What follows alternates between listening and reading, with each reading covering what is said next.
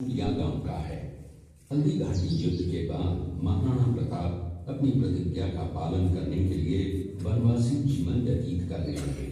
उनके पास पर्याप्त संपत्ति नहीं थी तो उनके वित्त मंत्री भामाशाह ने अपनी सारी सुख सुविधा को छोड़कर अपने राजा को स्वयं का धन 25 लाख रुपए व राजकोष में 20,000 अशर्फियां देश के लिए अर्पित की, जिससे महाराणा प्रताप ने 12 वर्षों तक अपनी सेना को संगठित किया, सैन्य शक्ति को बढ़ाया और मेवाड़ मातृभूमि को आजाद करवाया। कृपया अब आप सब आज देखिए। किला है। इस किले का प्राचीन नाम मच्छिंद्रगढ़ है। इस किले का निर्माण महाराणा कुंभा ने करवाया था। इस किले के अंदर 9 मई 1540 ईस्वी में महाराणा प्रताप का जन्म हुआ था। इस किले की ऊंचाई समुद्र तल से 3,568 फीट की है। इस किले की दीवार 36 किलोमीटर तक फैली हुई है। इस दीवार का नाम ग्रेट वॉल ऑफ चाइना के बाद द्वितीय पायदान पर दर्ज है। इस किले के अंदर 360 प्राचीन मंदिर हैं। उन मंदिरों में से जग प्रसिद्ध महादेव का मंदिर सबसे प्राचीन है। कुंभलगढ़ किला यहाँ से 65 किलोमीटर की दूरी पर है। कृपया अब आप सब पीछे की तरफ देखिए। मेवाड़ की प्राचीन राजधानी चित्तौड़गढ़ का है। इसी किले के अंदर महाराणा प्रताप का बचपन बीता था। इस किले की तलहटियों में महाराणा प्रताप ने अपने गुरु से शिक्षा प्राप्त की थी। ये किला 12 वर्ग किलोमीटर में फैला हुआ है।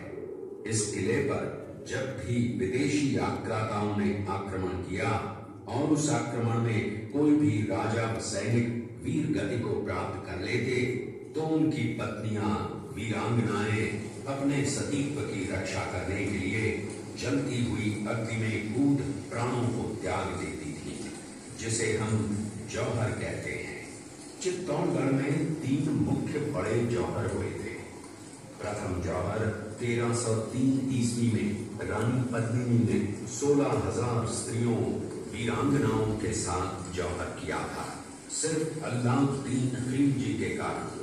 दूसरा जौहर 1535 ईस्वी में गुजरात के शासक बहादुर शाह के आक्रमण के कारण रानी कर्मावती ने वीरांगनाओं के साथ किया। और तीसरा जौहर 1568 ईस्वी में जब अकबर ने चित्तौड़गढ़ पर आक्रमण किया, उसी समय रानी फूलकुंवरी ने 7,000 वीरांगनाओं के साथ जौहर किया। फिर भी अकबर का मन नहीं भरा और अंत में हजारों आम लोगों का कत्लेआम करवाकर उन्हें मौत के घाट उतारा गया। इस किले में देखने योग्य विजय स्तंभ है, कीर्ति स्तंभ, मीरा मंदिर, जैन मंदिर, कालिका माता मंदिर, भामाशाह हवेली, कुंभा श्याम मंदिर, फतेह प्रकाश महल हैं। ये किला यहाँ से 140 किलोमीटर दूरी पर है। ये देखते हुए सभी अतिथि आगे की तरफ चले। ये शेरपुर गांव का दृश्य है। अब्दुल रहीम खान खाना अजमेर का सूबेदार था। जब वो शेरपुर पहुंचा तब इसका पता कुंवर अमर सिंह को चला, जो महाराणा प्रताप के पुत्र थे। अमर सिंह ने शेरपुर छावनी पर अचानक आक्रमण कर दिया। उस आक्रमण में मुगल सेना में भगदड़ मच गई। मुगल सेना को अपनी छावनियों को छोड़कर भागना पड़ा। छावनियों के अंदर से लूटा हुआ माल व अब्दुल रहीम खान खाना, जिसकी बेगम आनी खान को बंदी बनाकर महाराणा प्रताप के सामने पेश किया गया। तब अमर सिंह पर महाराणा प्रताप क्रोधित हुए और कहा, जहां से इस नारी को बंदी बनाकर लाए हो, इसे पुनः सहसम्मान लौटा कराओ। महाराणा प्रताप ने कहा, हमें नारी से कोई दुश्मनी नहीं है, हमें तो देश विद्रोहियों से दुश्मनी है, जिन्होंने चारों तरफ आतंक फैलाया है। महाराणा प्रताप के आदेश का पालन करते हुए कुंवर अमर सिंह ने उस मुगल नारी को सहसम्मान छावनी तक पहुंचाया। इस प्रकार महाराणा प्रताप ने अपने क्षत्रिय राजपूत धर्म का पालन किया और पराई स्त्रियों को मां, बेटी और बहन का दर्जा दिया। ये है महाराणा प्रताप का चरित्र और नैतिक उदारता का परिचय। ये देखते हुए सभी अतिथि आगे की तरफ चले। उन्होंने चित्तौड़गढ़ का दृश्य देखा। उसी किले के अंदर की ये घटना है। मेवाड़ की एक ऐसी मां थी जिसने अपने पुत्र का बलिदान देकर राजवंश की रक्षा की थी। उस मां का नाम पन्नाधाय था। पन्नाधाय जाति से गुर्जर थी। वो एक राजकुमार की धाई मां थी।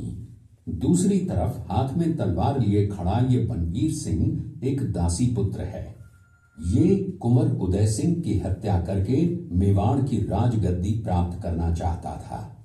एक रात्रि बनवीर सिंह को मौका मिला।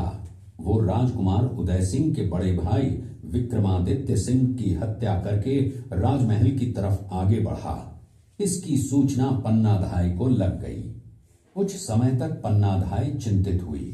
तभी पन्नाधाय ने अपने पुत्र चंदन को राजसी कपड़े पहनाकर पलंग पर सुला दिया और उदय सिंह को एक टोकरी के अंदर छिपाकर पत्तों से ढक के महल के बाहर निकालकर गुप्त रास्ते से कुंभलगढ़ भेज दिया।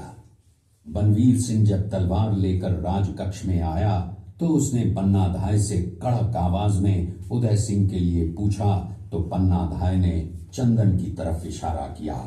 बनवीर ने चंदन को उदय सिंह समझकर चंदन की हत्या कर दी और ये समझने लगा कि मैंने राजकुंवर उदय सिंह को मार दिया।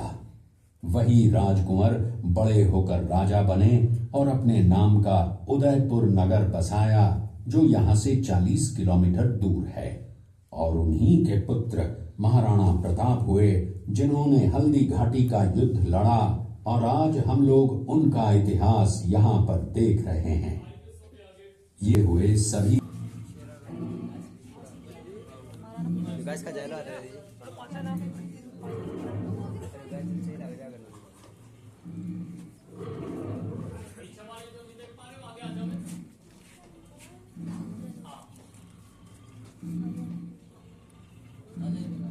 ये घटना महाराणा प्रताप की वीरता को दर्शाती है।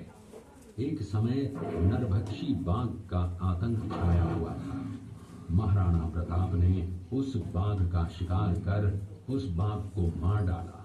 ये घटना महाराणा प्रताप की वीरता की प्रतीक है। कृपया अब आप सब पीछे की तरफ देखिए। महाराणा प्रताप अपनी प्रतिज्ञा का पालन करते हुए महाराणा प्रताप ने प्रतिज्ञा की थी कि जब तक अपनी मातृभूमि को शत्रुओं से मुक्त नहीं करा लेता तब तक न तो मैं महलों में रहूंगा, न किसी धातु के पात्र में भोजन करूंगा, न किसी गद्दी के बिछौने पर सोऊंगा। पत्ते ही भोजन के पात्र होंगे, जमीन ही बिछौना होगा। इस प्रतिज्ञा का पालन उन्होंने 21 वर्षों तक जंगलों में रहकर किया। इस दृश्य में देखिए महाराणा प्रताप वृक्ष के नीचे बैठकर पत्तों पर खाना खाते हुए। इसी कारण हम आज भी महाराणा प्रताप को श्रद्धा व सम्मान से याद करते हुए देशभक्ति की प्रेरणा प्राप्त करते हैं। ये देखते हुए सभी अतिथि आगे की तरफ चले।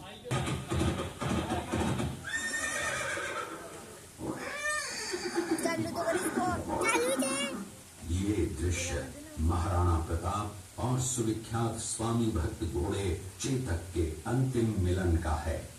हल्दी घाटी युद्ध के बाद चेतक घोड़े ने 22 फीट के एक बरसाती नाले को पार किया। ये उसी समय का दृश्य है। पास में खड़े महाराणा प्रताप के छोटे भाई शक्ति सिंह हैं, जो पहले मुगल सेना में थे। बाद में वो महाराणा प्रताप की तरफ आए, माफी मांगी और अपना घोड़ा महाराणा प्रताप को दिया। ये देखते हुए सभी अतिथि आगे की तरफ चले। महाराणा प्रताप जी